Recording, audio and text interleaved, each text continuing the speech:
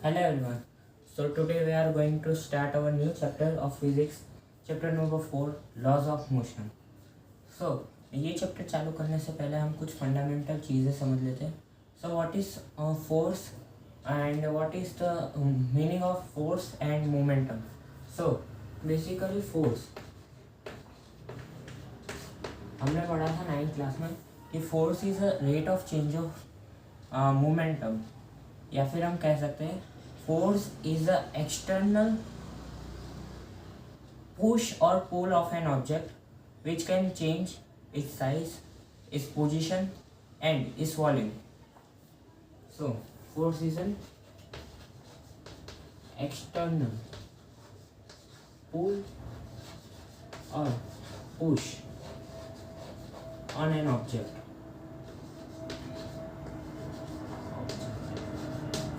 which can change. तो क्या क्या चेंज हो सकता है? साइज. ठीक है, अगर जो मैं बलून लूँगा, बलून फिर बलून को ऐसे कंप्रेस करूँगा तो उसकी साइज चेंज हो जाएगी. ठीक है, शेप.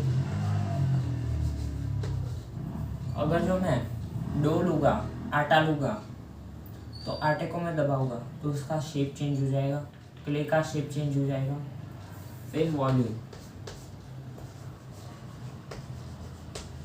ठीक है, अगर जो मैं पाउच लूँगा, पाउच का कोई डिसाइडेड वॉल्यूम होगा अभी. ठीक है, जैसे ही मैं इसे कंप्रेस करूँगा इसका वॉल्यूम में चेंज आया. ठीक है, तो ये चेंज ऑफ वॉल्यूम. और फोर्स की और एक डेफिनेशन है जो कि है rate of change of momentum.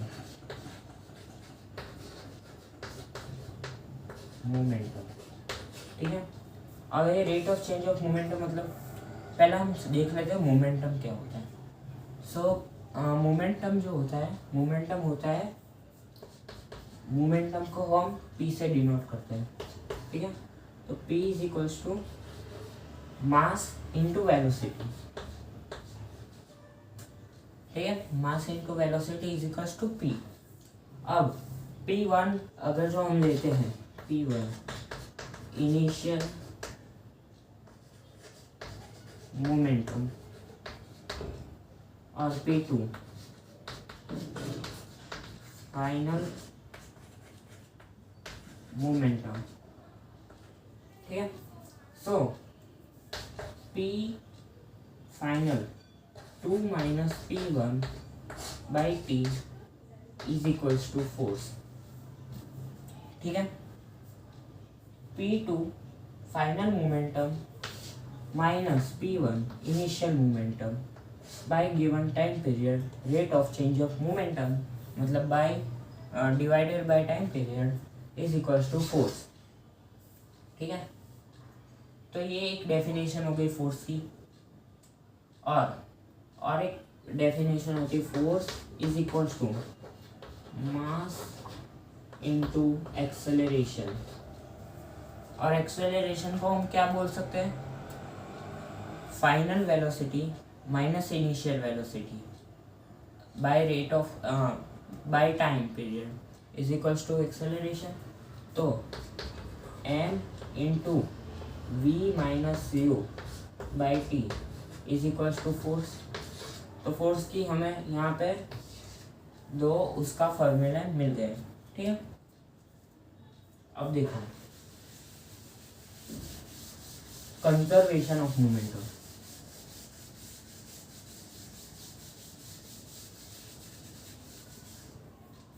Topic है हमारा conservation of momentum.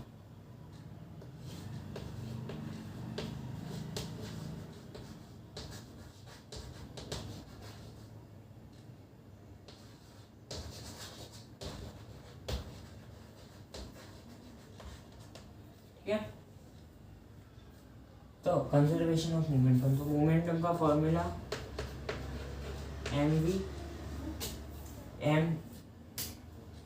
M mass into velocity.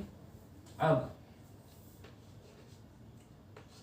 P1 हमें पता है फाइनल क्या होता है P1. तो P1 होता है हमारा इनिशियल वेलोसिटी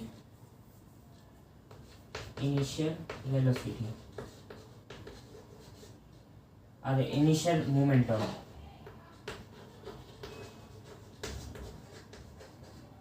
और P2 final momentum.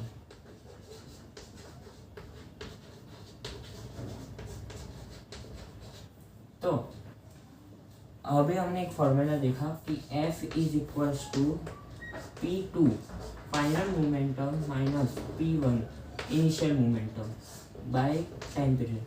Rate of change of momentum is equals to force. तो अगर जो हमारा फोर्स 0 है, if our force is equals to 0, so we can say that 0 is equals to P2 minus P1 by time period. ठीक है, अब time period इधर multiply में जाएगा तो क्या हो जाएगा, टाइम हमारा 0 हो जाएगा। So we can conclude that 0 is equals to P2 minus P1। अगर जो ये P1 को मैं इस साइड ले आऊँ, अगर जो मैं P1 को लेफ्ट हैंड साइड ले आऊँ तो उसका साइन कन्वेंशन में साइन चेंज होके प्लस हो जाएगा। So P2 is equals to P1। So conservation of momentum, therefore our P is equals to constant. ठीक है, P क्या हो गया, कांस्टेंट हो गया। यहाँ से P कांस्टेंट हो गया। अब एक चीज़ है, ये फॉर्मूला से ही आई है।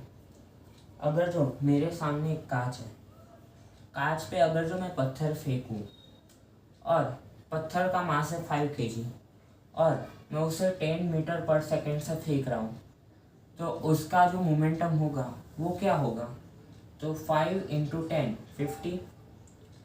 तो मोमेंटम हमको पता चल गया 50। अगर जो ये पत्थर का मास हो 10 kg और मैं उसे 5 मीटर पर सेकेंड से फेंक रहा हूँ, तो अभी उसका मोमेंटम होगा 50 होगा। तो अगर जो मैं 5 kg का पत्थर लूँ और उसे 5 मीटर पर सेकेंड से फेंकूँ, या फिर 10 kg का पत्थर लूँ और उसे 5 kg पर अगर जो मैं 5 kg का पत्थर लूँ और उसे 10 मीटर पर सेकेंड से फेंकूँ, और अगर जो मैं 5 kg का पत्थर लूँ अगर जो मैं 10 kg का पत्थर लूँ और उसे 5 मीटर पर सेकेंड से फेंकूँगा, तो वो कांच के सेम टुकड़े करेगा। ठीक है, तो ये एक चीज़ है जो कि मैंने आपको बताई।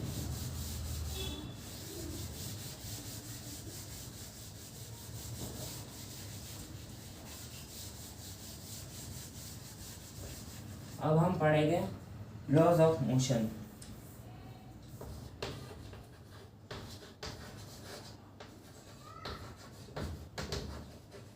So basically there are 3 laws of motion। तो यहाँ पे हमारे पास 3 laws of motion है। So पहला लॉ है, अगर जो when an object is in a motion, when an object is in motion or rest, it will remain same until an external force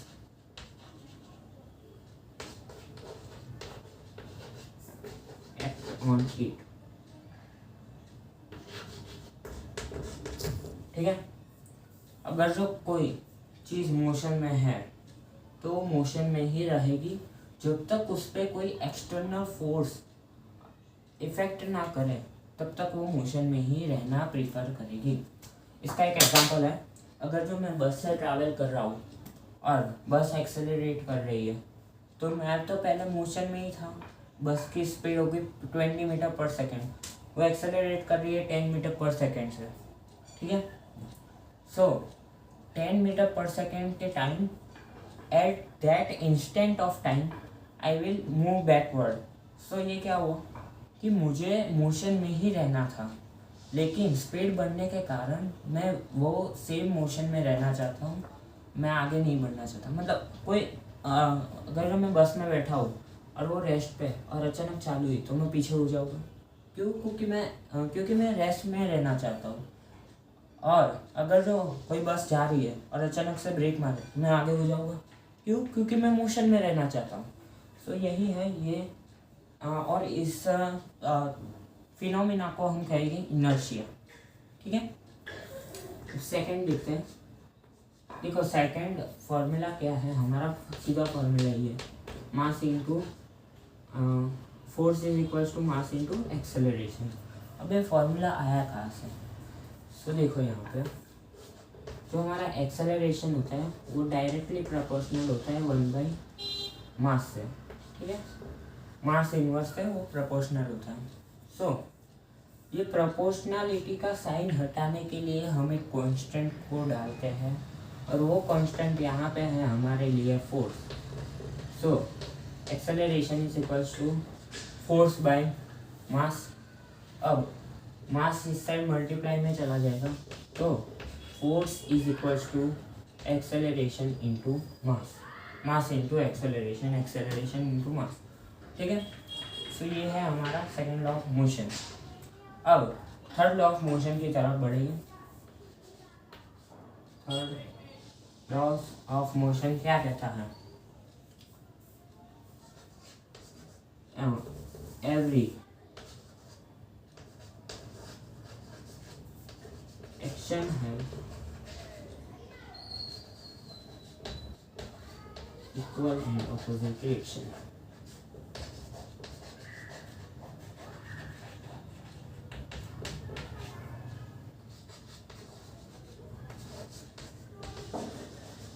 ठीक है, एवरी एक्शन है इक्वल एंड ऑपोजिट रिएक्शन। तो इसका एक एग्जांपल देता हूँ। अगर जो कोई मुझे मारेगा तो मुझे तो लगेगी, उसके हाथ को भी लगेगी। अगर जो मैं इस चौक को मारूंगा तो जितना मैं फोर्स इस चौक पे डाल रहा हूँ उतना ही मेरे इधर नाखून पे लगेगी। ठीक है, so every action is equal and opposite reaction. अगर जो मैं इस पे फोर्स डाल रहा हूँ 5 न्यूटन का, तो ये भी 5 न्यूटन का फोर्स मुझे दे रहा है मेरे हाथों पे। ठीक है, तो ये है हमारे लॉज ऑफ मोशन। और ये तो मैंने आपको बता ही दिया कि force is equals to mass into acceleration. तो एक्सेलरेशन को अगर जो हम और अच्छे से एलाबरेट करेंगे तो होगा final minus initial bye given time period. ये हमारा नया फॉर्मूला बन जाएगा। अब यहाँ से एक क्वेश्चन करते हैं। ठीक है, देखो क्वेश्चन अच्छा है।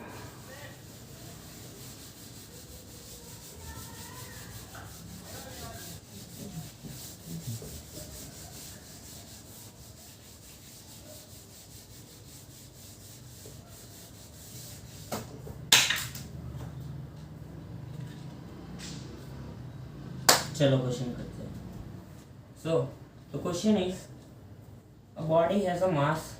ये एनसीईआरटी का क्वेश्चन है, मैंने इधर शॉर्ट में लिखा है तो चलेगा। मास हमें गिवन है 0.04 kg। ठीक है, स्पीड हमें गिवन है, स्पीड क्या है 90 मीटर पर सेकेंड, 90 मीटर पर सेकेंड। ठीक है, और वो ऑब्जेक्ट स्टॉप हो जा रहा है, स्टॉप आफ्टर 60 सेंटीमीटर। 60 सेंटीमीटर पे वो स्टॉप हो जा रहा है। तो हमें क्या ढूंढना है? तो हमें ढूंढना है फोर्स। Find force. देखो गिवन क्या क्या है वो पहले हम लिख लेंगे कोई भी क्वेश्चन शुरू होने से पहले। तो यहाँ पे गिवन है हमारे पास मास आ गया, तो फोर्स का फॉर्मूला क्या होता है? Force is equals to mass into acceleration. Acceleration directly दिया नहीं है तो force is equals to mass into final minus initial by time taken. ठीक है, सो मास हमें गिवन है, तो मास पहले हमें क्या क्या गिवन है, क्या क्या दिख रहा है हमें, स्पीड उसकी गिवन है, तो ये हमें क्या दिया गया है, यू दिया गया है। फाइनल वेलोसिटी क्या होगी, अगर जो कोई ऑब्जेक्ट आगे जाके रुक रहा है तो उसकी फाइनल वेलोसिटी क्या होगी, तो उसकी फाइनल वेलोसिटी होगी 0। क्यों, क्योंकि that objects become at rest, तो वो रेस्ट पे आ रहा है, तो फाइनल वेलोसिटी हो जाएगी 0। और स्टॉप कब हो रहा है, 60 सेंटीमीटर। ठीक है, पहले हम 60 सेंटीमीटर को मीटर में कन्वर्ट कर दें। सो 60 डिवाइडेड बाय 1 सेंटीमीटर में कितने मीटर होते हैं, 1 सेंटीमीटर में होते हैं, अरे सॉरी, 1 मीटर में कितने सेंटीमीटर होते हैं, 1 मीटर में सेंटीमीटर होते हैं 100। ठीक है, 100 सेंटीमीटर होते हैं, तो 60 सेंटीमीटर में कितने मीटर हो गए, तो 60 सेंटीमीटर है, हाउ मेनी मीटर, 60 इधर जाएगा, 0 इधर, अरे 100 इधर आएगा, तो 60 बाई 100, 0 0 कर 0.6। ओके, सो यहाँ पे हमें क्या गिवन कितना है, डिस्टेंस 0.6 मीटर। मीटर में मैंने क्यों कन्वर्ट किया, 0.6 मीटर, यहाँ पे मैंने मीटर में कन्वर्ट क्यों किया, मीटर में इसलिए कन्वर्ट किया क्योंकि यहाँ पे मीटर पर सेकंड है, ये भी मीटर पर सेकंड है, तो इसको भी मीटर पर सेकंड में कन्वर्ट कर लेना है। ठीक है, अब आगे बढ़ेंगे। तो हमें एक फार्मूला आता है, AS 2AS = v² - u²। ठीक है, सो हमें F गिवन है, फिर V गिवन है, U गिवन है, तो हम E निकाल सकते हैं। तो 2S क्या है, 0.6 इंटू A = V क्या है, 0 माइनस कितना, माइनस इसका 90 का स्क्वायर करेंगे तो 1.2 A = कितना, 81 0 0। सही है। ठीक है, 81 0 0। सो ये कितना हो जाएगा, 81 0 0 बाई 1.2। ये 81 0 0 बाई 1.2, इसको अगर जो हम सॉल्व करेंगे तो इसका आंसर आएगा 27 पॉइंट समथिंग मीटर पर सेकेंड, समथिंग 27 पॉइंट ही आना चाहिए।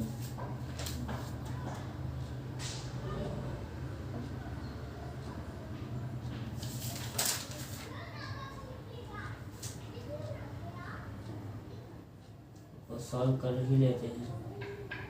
ठीक है, इसे हम सॉल्व कर ही लेते हैं, क्या आएगा आंसर देख लेते हैं।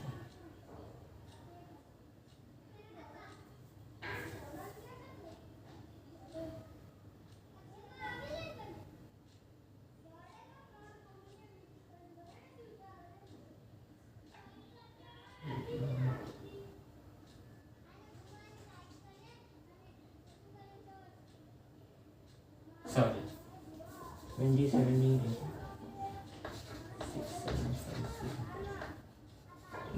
6750 आया। तो ये अगर जो 6750 आया तो हमें मास गिवन है, मास कितना गिवन है, 0.04, तो 6750 इंटू 0.04 = तो इसका आंसर हमारा आएगा